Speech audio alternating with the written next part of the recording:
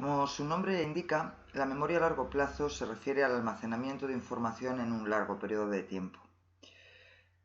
A pesar de la sensación cotidiana que tenemos de estar olvidando continuamente el pasado, la verdad es que la memoria a largo plazo decae poco, apenas decae a lo largo del tiempo.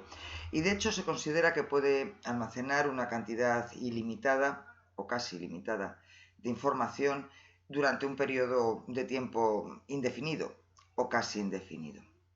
De hecho, hay un fuerte debate, un fuerte y largo debate sobre si en realidad olvidamos algo de lo que ha estado alguna vez en la memoria a largo plazo, o si lo que sucede en realidad es que, aunque no olvidamos nada, progresivamente el tiempo hace que esos contenidos que sí que están ahí sean más y más difíciles de recuperar y que el olvido no sea una pérdida de información realmente, sino una dificultad en acceder a ella. Los recuerdos a corto plazo, que provienen de la memoria a largo plazo, pueden pasar eh, a la memoria a largo plazo si se dan ciertas condiciones. Estas condiciones las llamamos el proceso de consolidación y básicamente se refieren al repaso de la información por un lado y tanto más importante a la asociación significativa del material con otro material que ya estaba en la memoria. Si la memoria a corto plazo se basa sobre todo en códigos acústicos y visuales para almacenar la información, la memoria a largo plazo opera de otra manera. La memoria a largo plazo codifica la información sobre todo semánticamente, basándose en el significado, basándose en la asociación entre contenidos. Fisiológicamente, el establecimiento de recuerdos a largo plazo implica un proceso de cambios físicos en la estructura de las neuronas del cerebro. A este proceso se le denomina potenciación a largo plazo y es un proceso complejísimo que todavía no somos capaces de comprender completamente. Pero en todo caso, de una manera muy simple, podríamos decir que la potenciación a largo plazo está relacionada con las redes neuronales. Cuando aprendemos algo, se crean unas redes entre neuronas que llamamos redes neuronales, o bien estas redes neuronales se transforman o se fortalecen. Las redes neuronales se componen de neuronas que se comunican entre sí a través de la sinapsis. Con el uso repetido, lo que sucede es que la eficiencia de estas conexiones sinápticas se refuerza y se facilita que cuando una de esas neuronas se active, la siguiente también se active con más facilidad. Por lo tanto, las redes neuronales facilitan el paso de los impulsos nerviosos y esto puede implicar conexiones entre distintas zonas del córtex, entre el córtex visual, el córtex auditivo, las regiones asociativas, corticales. La intensificación de la comunicación, como podemos ver en esta imagen, se lleva a cabo mediante una mejora en la sensibilidad de la neurona postsináptica. Entonces, esta neurona postsináptica recibe señales de la neurona presináptica mediante neurotransmisores, pero es cada vez más y más sensible a estas señales. Por lo tanto, cada vez se activa con más facilidad. El olvido, en este sentido, sucedería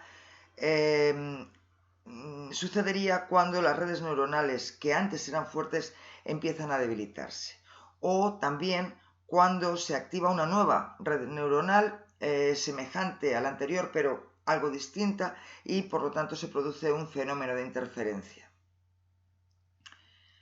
Otra estructura fundamental al hablar de la memoria a largo plazo y de sus bases anatómicas y fisiológicas es el hipocampo.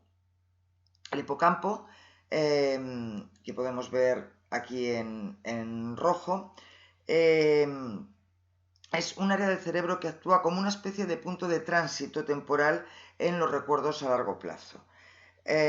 no se almacena información en él. Sin embargo, este área es esencial para la consolidación de la información.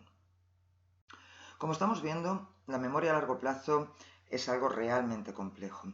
Por lo tanto, a lo largo del tiempo y según avanzaban las investigaciones sobre este tema, se han ido distinguiendo distintos tipos de memoria a largo plazo.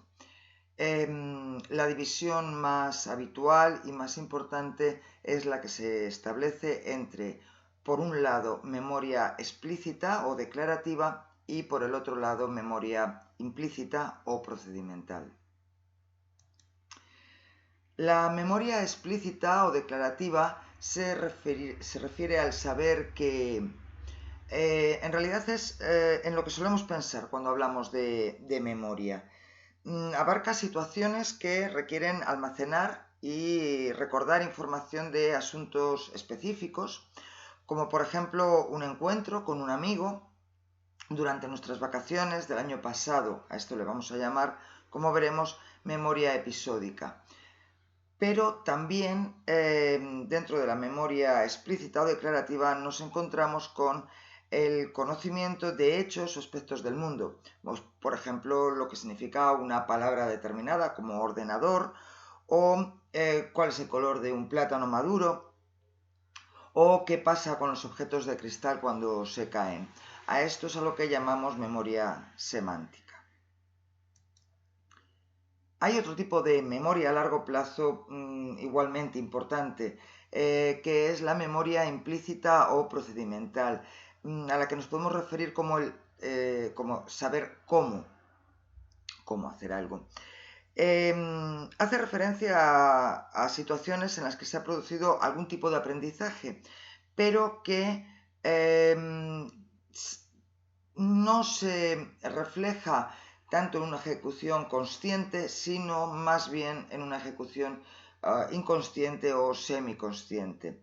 Sabemos cómo hacer cosas, sabemos cómo montar en bicicleta, sabemos cómo abrir una puerta, sabemos, por ejemplo, leer con facilidad la letra de un amigo porque precisamente estamos familiarizados con esa letra.